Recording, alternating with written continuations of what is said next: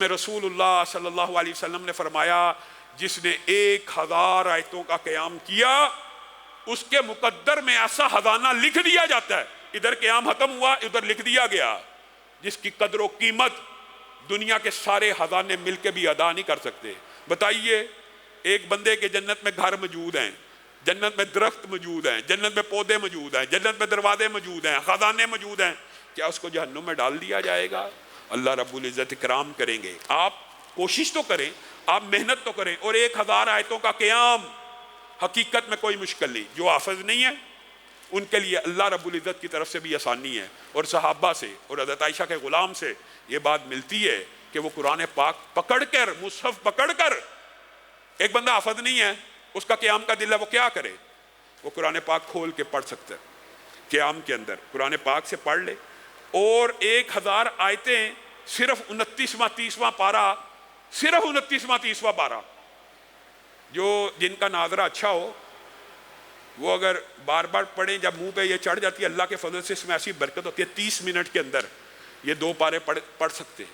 ہاں جو ابتدا میں کریں گے ہو سکتا ہے انہیں گھنٹہ لگ جائے، تو گھنٹہ کچھ زیادہ ہے، 1000 آیات کا قیام کیجئے۔ اور دوسری طرف جو وظائف ہیں، ایک ایک وظیفے کی الگ الگ فضیلت ہے، ان سب وظائف کا جو میں اپنے ذاتی علم، تجربے اور مشاہدے سے سمجھتا ہوں وہ نچوڑ کے ہے کہ انسان کو سب سے زیادہ جو وظیفہ کرنا بھی چاہیے، اور سب سے زیادہ جامع مفصل، جس کے اندر آپ یہ سمجھیں کہ تقریباً ذکر کی تمام اقسام موجود ہیں سوائے درود پاک کے، وہ کون سا وظیفہ ہے؟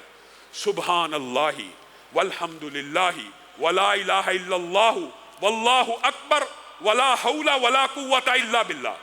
آپ بتائیے تسبیح بھی ہے، تحمید بھی ہے، تکبیر بھی ہے، تحلیل بھی ہے۔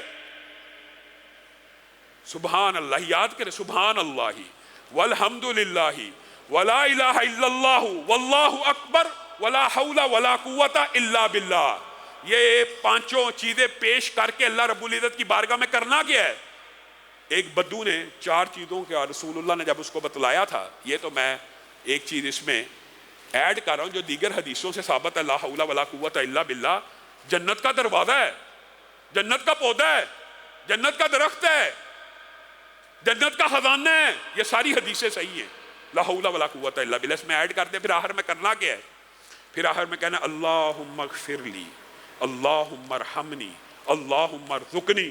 ایک بدو نے رسول اللہ سے جب یہ بات سنی تو صحابی بیان کرتے ہیں اپنی انگلیوں پہ 7 چیزیں باندھ کے چلا گیا۔ رسول اللہ سے پہلے پوچھتا یہ تو سب اللہ کے لیے ہے، سبحان اللہ، الحمدللہ، اللہ اکبر، یہ سب تو اللہ کے لیے، میرے لیے کیا ہے؟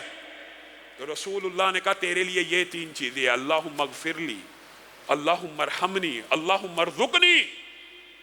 یہ 7 چیزیں، اگر 8 چیزیں لا حول ولا قوت الا باللہ اس وظیفے کے اندر آپ 7 ملا کے پڑھا کریں، سبحان اللہ والحمدللہ ولا الہ الا اللہ واللہ اکبر ولا حول ولا قوت الا باللہ، اس کے بعد یہ 3 چیزیں آپ مانگیں، اللہ تعالیٰ آپ کو عنایت کریں گے۔